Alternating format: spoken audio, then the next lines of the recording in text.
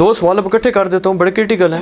ایک تو یہ ہے کہ سیدنا علی رضی اللہ عنہ جو ہیں انہوں نے بھی تو حضرت امیر معاویہ رضی اللہ عنہ کی طرح اپنے بیٹے کو نامزد کیا ہے، اور دوسری چیز یہ ہے کہ اگر حضرت معاویہ رضی اللہ عنہ پر تنقید کی جاتی ہے تو پھر حضرت حسن رضی اللہ عنہ جو ہیں انہوں نے تو پوری کی پوری ہاتھ آئی ہوئی خلافت جو ان کے حوالے کر دیا، تو ان کو اپنے سے افضل جان کے کیا ہوگا نا.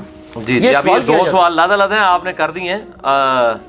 یہ حدیث دیکھیں نا جی، 72 حدیثوں میں ہم نے یہ حدیث بھی ڈالی ہے، آپ 72 حدیثیں ذرا غور سے پڑھیں. یہ ایٹم بم ہے جو ہم نے پھینکا ہے کہ نبی صلی اللہ علیہ وسلم فرمایا کہ میری امت میں پہلا شخص جو میری سنت کو بدلے گا نا وہ بنو امیہ سے ہوگا. یہ کتاب الاوائل ہے امام ابن ابی عاصم کی.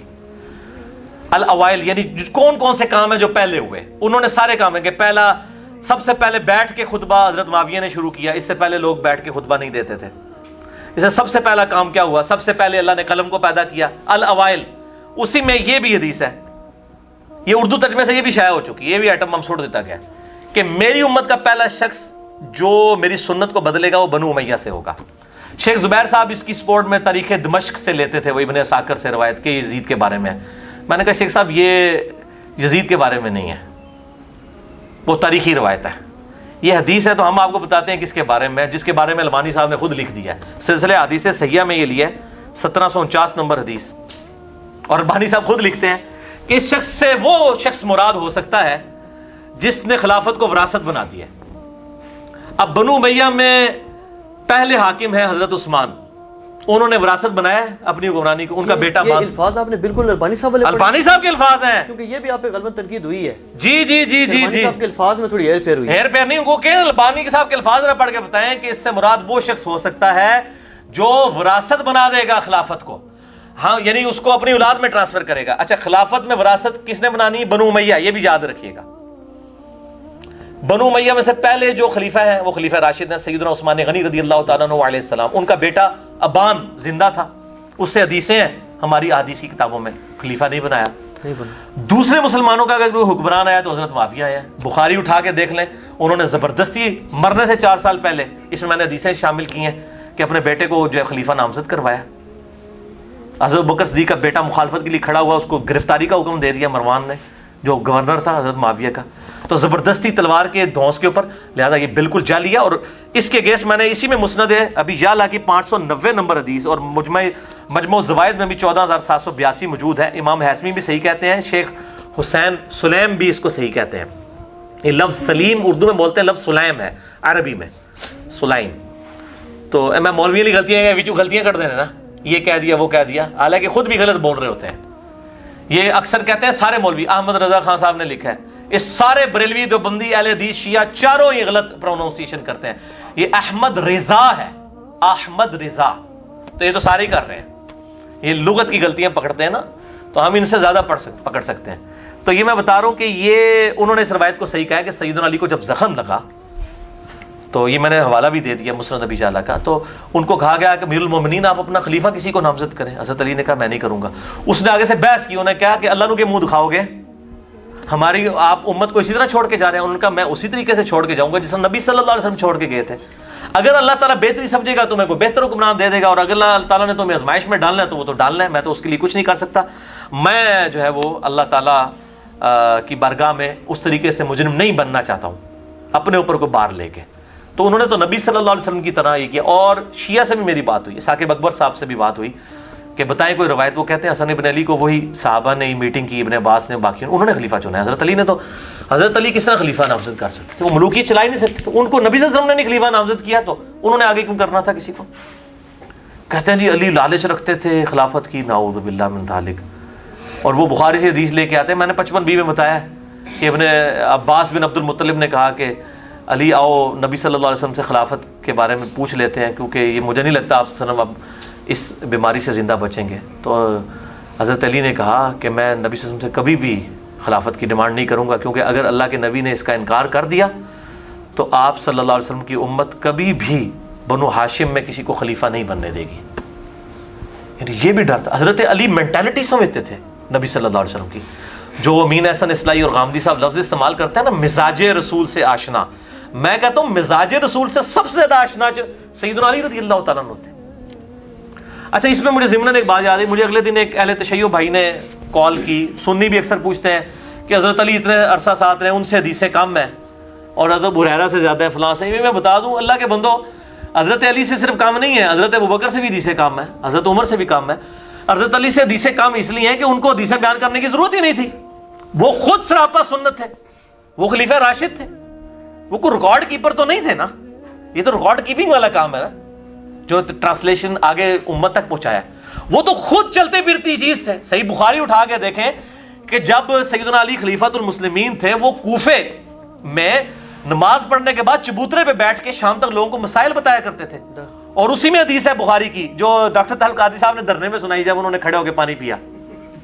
وہ حدیث وہی، اس کے الفاظ ہی ہیں کہ حضرت علی چبوترے پہ بیٹھتے تھے. ایک دن انہوں نے وضو کیا، لوگوں کو وضو کا طریقہ سکھایا، صحیح بخاری میں. اور اس کے بعد وضو کا بچا ہوا پانی کھڑے ہو کر پیا اور کہا کہ میں نے دیکھا ہے کہ تم میں سے کچھ لوگ کھڑے ہو کے پانی پینے کو معیوب سمجھتے ہیں، جبکہ میں نے نبی صلی اللہ علیہ وسلم کو اس طرح بھی پانی پیتے ہوئے دیکھا ہے. تو وہ تو سراپے سنت تھے. حضرت علی ہوں، حضرت ابوبکر ہوں، عثمان ہوں، حضرت عمر ہوں، وہ سراپا سنت تھے. اگر ان سے کہیں پر غلطی ہوتی تھی نا تو پبلکلی پوائنٹ آؤٹ ہو جاتی تھی. عام صحابی غلطی کرے وہ پوائنٹ آؤٹ نہیں ہوتی، لیکن حکمران جب غلطی کرتا ہے پوائنٹ آؤٹ ہوتی ہے. حضرت عمر نے جب حجۃ تمتع پہ بندی لگائی ہے پوائنٹ آؤٹ ہوئی ہے. حضرت عثمان نے بھی لگا دی تھی، یہ چھپاتے ہیں، بخاری مسلم دونوں میں حدیث ہے. حضرت عثمان نے جب حجۃ تمتع پہ بندی لگائی تو حضرت علی نے حضرت عثمان کو خط لکھا جو بخاری اور مسلم دونوں میں اس خط کا متن ہے کہ میں آپ کی وجہ سے نبی صلی اللہ علیہ وسلم کی سنت نہیں چھوڑ سکتا. یہ آپ کو ترمذی کا والا دیتے ہیں نا حضرت عمر والا حجۃ تمتع کا، عبداللہ بن عمر کا. وہ عبداللہ بن عمر نے حضرت عمر کی زندگی میں مخالفت نہیں کی ہے، وہ بعد میں ہی کی ہے. ہمیں بھی پہلے غلطی لگی تھی کہ وہ شاید زندگی میں کی ہے، لیکن حضرت عثمان کی زندگی میں بخاری اور مسلم میں موجود ہے کہ حضرت علی نے اختلاف کیا، ان کا یہ کام غلط ہے. اور دیکھیں امت نے کس طرح خلفائے راشدین کی یہ کام شروع کیے ہوئے کو بھی امت نے ریجیکٹ کر دیا. حضرت علی نے اس حجۃ تمتع کو ایسا بحال کیا کہ آج پوری امت حجۃ تمتع کرتی ہے، اور کسی کو خواب میں بھی نہیں آتا کہ حجۃ تمتع نہیں کرنا چاہیے. امت میں 99% لوگ حجۃ تمتع کرتے ہیں، جو سعودی عرب کے علاوہ جتنے لوگ ہیں. قران تو وہاں کے لوگ کرتے ہیں، یا دوسرا حج افراد جو ہے وہ وہاں کے لوگ کرتے ہیں. تو خلفائے راشدین چلتی پھرتی خود تصویر تھے، ان کو تو دیکھ کے سنت ٹرانسفر ہوئی ہے.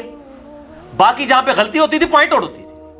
حضرت عمر کی میں نے بتائی، میں حضرت علی کی بھی بتا دیتا ہوں. صحیح بخاری میں آتا ہے انہوں نے مرتدین کو زندہ جلوا دیا تو ابن عباس نے کہا امیر المومنین نبی صلی اللہ علیہ وسلم نے اس سے منع کیا ہے، یہ آگ کا عذاب صرف اللہ ہی اپنی مخلوق کو دے سکتا ہے. تو جامعہ ترمذی میں آگے الفاظ ہیں، اسی حدیث کا ایک طریق ترمذی میں ہے کہ انہوں نے کہا کہ مجھے اس بات کا نہیں پتا تھا، میں رجوع کرتا ہوں. تو خلیفہ راشد سے بھی غلطی ہو سکتی ہے، لیکن اس کی سنت کو اس لیے پکڑنے کے لیے کہا گیا ہے کہ اس کی سنت، اس کی غلطی پوائنٹ آؤٹ ہو جائے گی. وہ پھر جب پوائنٹ آؤٹ ہوگی وہ دور کرے گا، وہ اجماع امت بن جائے گا. اجماع پہ مسئلہ نمبر 31 میں نے بات کی ہے کہ یہ صرف خلفائے راشدین کے بارے میں ہے کہ ان کی سنت، یہ باقی ساری جھوٹی اور جعلی روایتیں ہیں. میرے صحابہ ستاروں کی مانند ہے، جس کی بھی پیروی کرو. شیخ البانی بھی، شیخ زبیر صاحب بھی، سارے علماء اس کو جھوٹی روایت کہتے ہیں. سارے صحابہ کیوں؟ خلفائے راشدین. اور باقی سارے صحابہ اس وقت جب خلفائے راشدین سے یا باقی صحابہ سے ان کا اختلاف نہ آئے. جب اختلاف آئے گا پھر جمہور کی رائے دیکھی جائے گی. وہ بھی ہیں، لیکن اس صورت میں اجماع صحابہ جو ہے حجت ہے. اور خلیفہ راشد جب کرے گا تو اجماع صحابہ ہوگا. انڈیویجولی تو صحیح بخاری میں آتا ہے عبداللہ ابن مسعود نبی صلی اللہ علیہ وسلم کی وفات کے بعد بھی تطبیق کرتے تھے، رکوع میں ہاتھ یوں باندھتے تھے. باقی صحاب جو ہیں اور تابعین کو مارتے تھے جو گھٹنے پہ ہاتھ رکھتے تھے. پھر سعد ابن ابی وقاص کے الفاظ ہیں مسلم میں کہ ہمارے بھائی ابن مسعود کو نہیں پتا یہ منسوخ ہو چکا ہے. ٹھیک ہے، تو اس طریقے آپ کو کہنے جی وہ اس طریقے سے ابن مسعود کے بارے میں بخاری میں آتا ہے وہ علن نبی پڑھتے تھے السلام علیکم ایھا النبی کو، لیکن امت نے نہیں اس کو ایکسیپٹ کیا. خود انہوں نے بھی جو تشہد سکھایا وہ ایھا النبی یہ ان کا تفرد ہے، امت نے نہیں ایکسیپٹ کیا. کیونکہ آپ صلی اللہ علیہ وسلم کی زندگی میں بھی جو لوگ مدینے میں مسجد نبی میں پڑھتے تھے ان کے لیے تو ایھا النبی ثابت ہو گیا، لیکن جو مکے میں پڑھ رہے تھے وہ علن نبی پڑھتے تھے. ایھا النبی نہ یہ تو واقعہ معراج کا یہ وہ قصیدہ ہے جو لوگ کہتے ہیں نہیں واقعہ معراج کی گفتگو جھوٹ ہے، کہیں بھی نہیں لکھا ہوا کسی حدیث میں. یہ تو نبی صلی اللہ علیہ وسلم نے بخاری اور مسلم میں آتا ہے کہ قرآن کی آیات کی طرح تشہد تعلیم فرمایا امت کو. تو یہ السلام علیکم ایھا النبی سے کوئی حاضر و ناظر ثابت نہیں ہوتا، یہ ہمارا سلام ہے. بخاری مسلم کے الفاظ ہیں، جب تم پڑھو گے اللہ تمہارا سلام پہنچا دے گا. اگلے الفاظ نہیں ہے بریلوی پڑھ کے سناتے ہیں کہ اللہ پہنچا رہا ہے، ہم بالکل یا رسول اللہ پڑھ رہے ہیں نماز کے اندر، پہنچاتا ہے اللہ تعالیٰ. تو یہ اس طریقے سے یہ دھوکہ بازی والا معاملہ کرتے ہیں، تو اس میں احتیاط کرنی چاہیے. ٹھیک ہو گیا جی.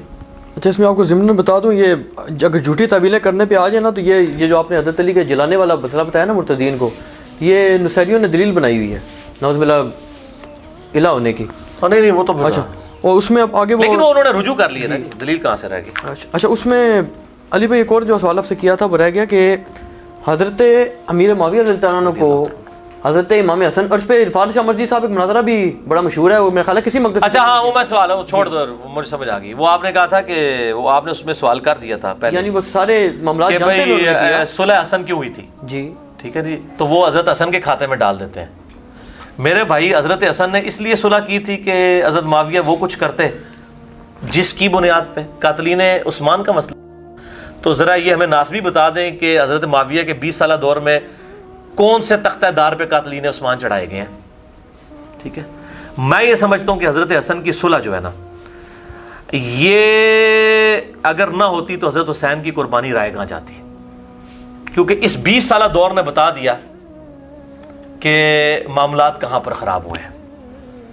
حضرت حسن نے صلح کی تھی شرائط کے اوپر, وہ شرائط نہیں بتاتے. اہل سنت کی تمام جتنی معتبر تاریخ کی کتابیں ہیں, ایون حدیث کی جو شرح کی کتابیں ہیں نا, سب سے مشہور کتاب جو ہے فتح الباری ہے, صحیح بخاری کی شرح, ابن حجر اسقلانی, المتوفی 852 ہجری. یہ میں نے 72 حدیثوں میں بھی ڈالا ہے. ایڈا بم چھوڑ دیتا ہے نا ناسمیاں ہوتے, یہ قیامت تک روون گے.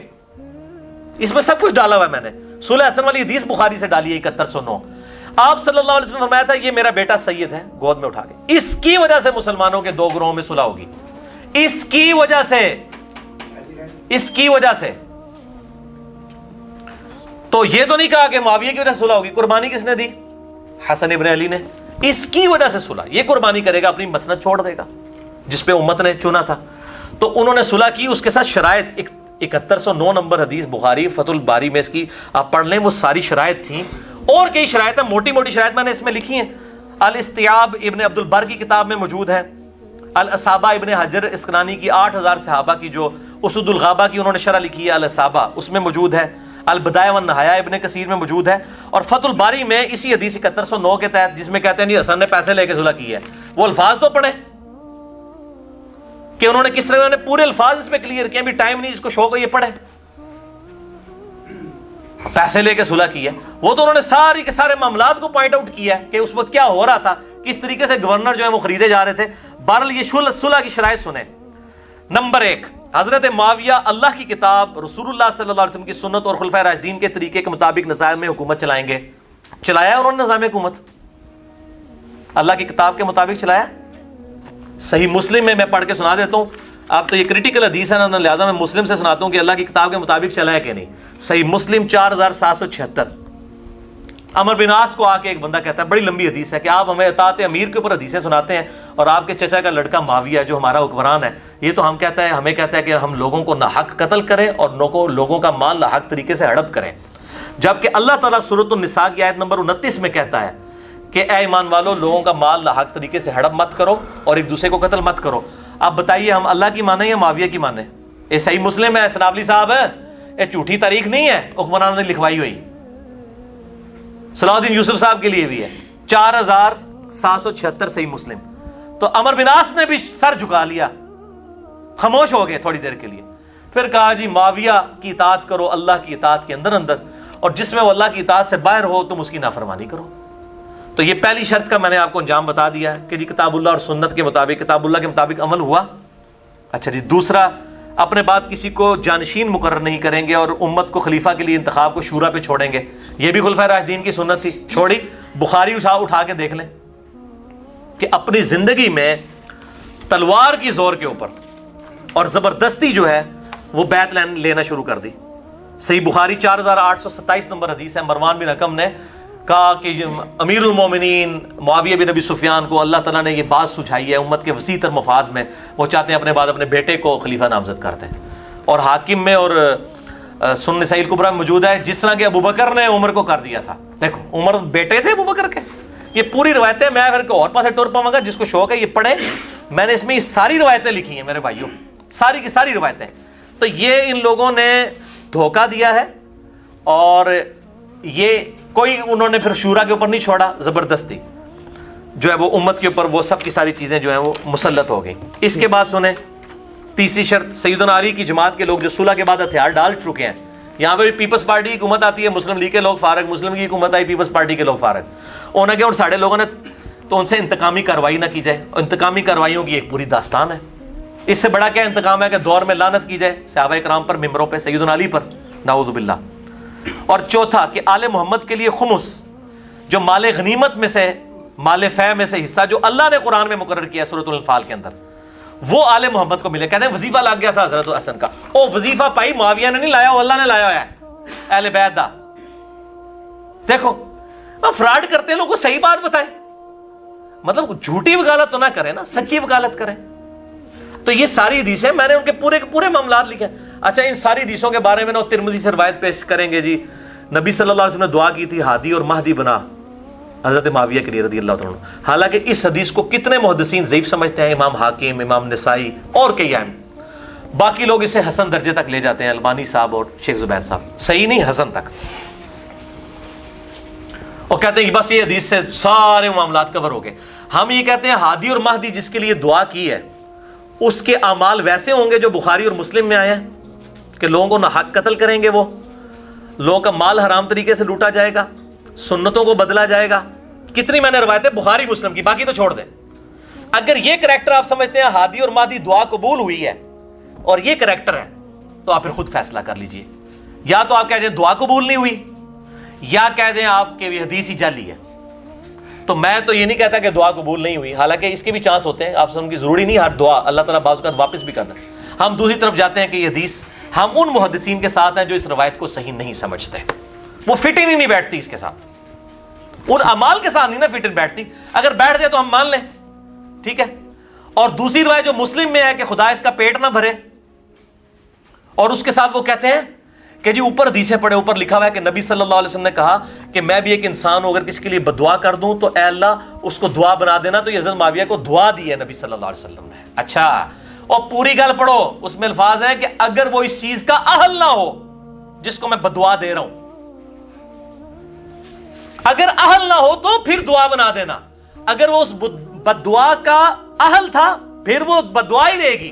اور اس معاملے میں بدعا رہی, کیونکہ اسی کا طریق جو دلائل النبوہ میں, یہ میں نے سارے ڈالے ہیں امام بہیقی کی کتاب میں, اس میں راوی آگے کہتا ہے کہ نبی صلی اللہ علیہ وسلم کی دعا ان کے حق میں قبول ہوئی اور معاویہ کا پیٹ پوری زندگی نہیں بھرا.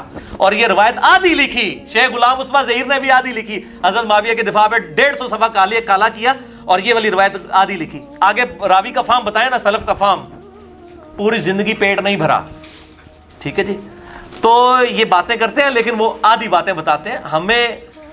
ہم احترام کے دائرے کے اندر, اب یہ کہیں گے جی جب ڈسکس کر رہے ہیں تو میرے بھائی علم کے میدان میں جذبات تو نہیں ہوں گے نا, چیزیں ڈسکس ہوں گی. میں پھر کہوں گا کہ اہل حدیث سب سے بڑے گستاخ ہیں صحابہ کے, اگر یہ رول مان لیا جائے. یہ ہر ممبر پہ کہتے ہیں کہ حج تمتع پہ پابندی لگی, حضرت ابن عمر نے مخالفت کی, اور ان کا میرے باپ پہ تو شریعت نازل نہیں ہوئی ہے, اور طلاق کے مسئلے میں تو بڑی گستاخی کرتے ہیں حضرت عمر کے معاملے میں. تو ہم یہ کہتے ہیں حضرت عمر کی غلطیاں کیوں آپ بیان کرتے ہیں. اچھا, پھر وہ حدیث مسند احمد سے بیان کرتے ہیں کہ ابن عباس کو کسی نے کہا کہ ابو بکر عمر کا یہ قول ہے, انہوں نے کہا میں تمہیں حدیث سناتا ہوں اور تم جو ہے وہ ابو بکر عمر کا قول بتاتے ہو, قریب آسمان سے پتھر نازل ہو پڑے. تو یہ حضرت ابو بکر عمر کو نبی صلی اللہ علیہ وسلم کے مقابلے پہ جو کھڑا کرتے ہیں اس طریقے سے, یہ تو خود کر رہے ہوتے ہیں. آپ کروڑوں معاویہ لے, ایک حضرت عمر کے برابر نہیں ہے رضی اللہ عنہم اجمعین. میں تو رضی اللہ تعالیٰ عنہ ہی کہتا ہوں, دعائے خیر ہی کرتا ہوں سب کے لیے, کیونکہ میں ان کو صحابی مانتا ہوں, میں ان کو نعوذ باللہ منافق نہیں مانتا رافضیوں کی طرح. بلکہ اصول کافی میں بھی جو, بلکہ یہ نہج البلاغہ میں سیدنا علی کے جو خطوط ہیں معاویہ کے لیے وہ السلام علیکم سے شروع ہوتے ہیں, کوئی منافقانہ اس میں معاملات نہیں ہیں, لیکن غلطی اپنی جگہ پہ سیدھی سی. اچھا, یہ وہ ٹروتھ ایکسپوزنگ مثال ہے جس سے آپ کو پتا چلے گا کہ حضرت علی کو ممبروں پہ گالیاں کیوں ہی نکالتے تھے. اگلے دن میرے والد صاحب بھی مجھ سے پوچھ رہے تھے کہ جی یہ گالیاں کیوں نکالتے تھے, کیا ملتا تھا. سوال تو بڑا زبردست ہے, اتنے سال تک گالیاں نکالتے رہے, ان کو ملتا کیا تھا حضرت علی کو گالیاں نکال کے؟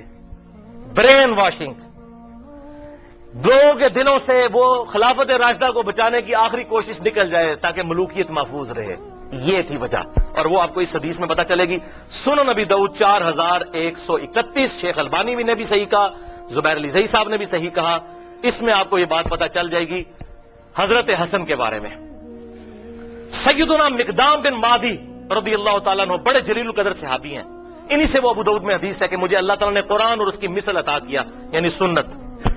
مقدام بن مادی یہ حضرت میر معاویہ کو ملنے کے لیے گئے شام میں, اور وہاں پر بیٹھے ہوئے ایک خبر آئی تو حضرت میر معاویہ نے کہا مقدام تجھے پتا ہے کہ حسن فوت ہو گئے؟ تو حضرت مقدام نے کہا انا للہ و انا الیہ راجعون. ایک مسلمان کے مرنے پہ یہی کرنا چاہیے نا. لیکن حضرت حسن فوت نہیں ہوئے تھے، قتل کیے گئے تھے. المصنف ابن ابی شیبہ میں موجود ہے انٹرنیشنل نمبرنگ کے مطابق 37,359، اور المستدرک الحاکم میں پورا چیپٹر ہے. حضرت حسن کو زہر دیا گیا تھا. وہ زہر کیوں دیا وہ آپ کو پتا چل جائے گا. شہید کیا گیا بڑی چھوٹی سی عمر میں 49 ہجری میں. تو حضرت حسن کی وفات کی خبر پہنچی تو مقدام نے پڑھا انا للہ و انا الیہ راجعون. تو حضرت معاویہ نے کہا کہ مقدام تو حسن کے مرنے کو امت کے لیے مصیبت سمجھ رہا ہے. استغفر اللہ، اللہ اکبر، استغفر اللہ. اب جب انہوں نے یہ بات کی تو انہوں نے کہا میں حسن کی وفات کو مصیبت کیوں نہ سمجھوں. میں نے خود دیکھا حضور صلی اللہ علیہ وسلم دائیں طرف حسن کو بٹھاتے تھے اور بائیں طرف حسین کو، اور کہتے تھے حسن مجھ سے ہے، حسین علی سے ہے. اور تو کہہ رہا معاویہ کہ میں حسن کی وفات کو مصیبت شمار نہ کروں. اور پھر حضرت معاویہ کا ایک چمچہ وہاں سے بولا. حسن جو ہے وہ آگ کا ایک انگارہ تھا، اللہ نے اسے بجھا دیا. اللہ، یہ او خدا کے لیے میرے شیعہ دوستو سمجھو یہ کون سی پارٹی ہے جو صحابہ کے بارے میں بکواس کرتی ہے. اگر آپ واقعی شیعہ نے علی، آئی ایم شیعہ پولیٹیکلی، جیسے امام شافعی نے فرمایا تھا اہل بیت کی محبت کا نام رافضی ہونا ہے تو میں رافضی ہوں. رافضی صحابہ کرام پر لعنت نہ کرے کوئی شیعہ، وہ تو حضرت علی کا ماننے والا ہی نہیں، وہ شیعہ نے علی ہے ہی نہیں، وہ شیعہ نے معاویہ ہے. تو یہ دیکھیں وہ چمچہ کہتا ہے حسن آگ کا انگارہ تھا، اللہ نے بجھا دیا. اللہ اکبر. مقدام نے کہا اللہ کی قسم معاویہ تو نے میرے دل کو آگ لگا دی ہے، میں اس وقت تک یہاں سے نہیں اٹھوں گا جب تک کہ تجھے آگ نہ لگا دوں. یہ ہے انڈر پروٹیسٹ اور اعلان حق جابر حکمران کے سامنے غلط بات کو غلط کہنا. میں تجھے آگ لگا کے یہاں سے اٹھوں گا. معاویہ اللہ کی قسم اگر میں جھوٹ بولوں مجھے یہاں پر ٹوک دینا، اگر میں سچ کہوں تو مجھے بتا دینا. سن معاویہ، میں تجھے اللہ کی قسم دے کے پوچھتا ہوں کیا رسول اللہ نہیں فرمایا تھا کہ سونا مرد کے لیے حرام ہے؟ حضرت معاویہ نے کہا ہاں کہا تھا. اللہ کی قسم دے کر پوچھتا ہوں کیا حضور صلی اللہ علیہ وسلم نے مرد کے لیے ریشم کو حرام نہیں فرمایا؟ انہوں نے کہا کہا تھا. اللہ کی قسم دے کر پوچھتا ہوں کہ آپ صلی اللہ علیہ وسلم نے درندوں کی کھالیں اور متکبرانہ لباس اور درندوں کے اوپر سواری کرنے کو حرام نہیں فرمایا تھا؟ حضرت معاویہ نے کہا ہاں کہا تھا. ان کا معاویہ یہ تینوں کام تیرے گھر میں ہوتے ہیں، تینوں حرام کام ہوتے ہیں تیرے گھر میں. وہ جو میں نے کہا نا انڈر پروٹیسٹ. حضرت معاویہ نے کہا مقدام مجھے پہلے ہی پتا تھا میں باتوں میں تجھ سے جیت نہیں سکتا. تجھے سانو حدیثاں سنا دو جی امام حنیفہ کے مقابلے نبی دی حدیث آ جائے، ایتھے دیکھو اتنا ہی کافی ہے. تو انہوں نے جب یہ حدیث بیان کی پھر کہا کہ لاؤ مقدام کو کچھ مال دو. اتنا لا کے ڈھیروں مال دیا گیا. حضرت مقدام نے وہیں غریب لوگوں میں اس کے سامنے تقسیم کیا. ان کا مجھے مال کی حاجت نہیں، میں نے جو حق ادا کرنا تھا وہ کر دیا. یہ تھا بات بھائی. حسن انگارہ کیوں تھا ان کے لیے؟ صلح حسن ایک ٹریٹی کے تحت، ایک معاہدے کے تحت ہوئی تھی جس میں بڑی بڑی شرطیں یہ تھیں کہ معاویہ تم اپنے مرنے کے بعد امت کو شورا پر چھوڑو گے جس طرح کہ شیخین نے چھوڑا تھا ابو بکر عمر نے. اپنا خلیفہ کسی کو خود نامزد نہیں کرو گے، اپنی اولاد میں نہیں کرو گے، اور مال فہ میں سے اور مال غنیمت میں سے جو حصہ اہل بیت کو ملتا ہے قرآن کی روح سے مال غنیمت کا وہ ملتا رہے گا. اسی طریقے سے تم جو ہے وہ میرے باپ کے اوپر ممبروں پر لعنت نہیں کرو گے، کیونکہ پہلے سے لعنت شروع ہوگی. شام کے گورنر تھے وہیں سے لعنت شروع کی تھی، یہ ختم کرو گے. لیکن کسی بات پر عمل نہیں ہوا. الٹیمیٹلی پھر انجام کیا ہوا وہ صحیح بخاری کے اندر حدیث ہے. 7109 نمبر حدیث. حضرت حسن کو حضور صلی اللہ علیہ وسلم نے اپنی گود میں اٹھایا ہوا تھا، ٹھیک ہے. اور یہ حدیث شروع یوں ہوتی ہے کہ جب حضرت علی کی شہادت کے بعد لوگوں نے حضرت حسن کو خلیفہ چنا. یہ بھی یاد رکھیے حضرت علی نے حضرت حسن کو خلیفہ نہیں بنایا. حضرت علی نے اپنا خلیفہ کسی کو نہیں بنایا. سنی شیعہ کتابوں دونوں میں لکھا. انہوں نے کہا میں یہ وزن نہیں اٹھاؤں گا، میں امت کو اسی طرح چھوڑ کے جا رہا ہوں اپنا خلیفہ خود چننا، جس طرح حضور کی وفات کے بعد ہم نے ابو بکر کو چنا تھا. میں نے نہیں کسی کو بتانا. پھر لوگوں نے مشورہ کر کے حضرت حسن کو چنا.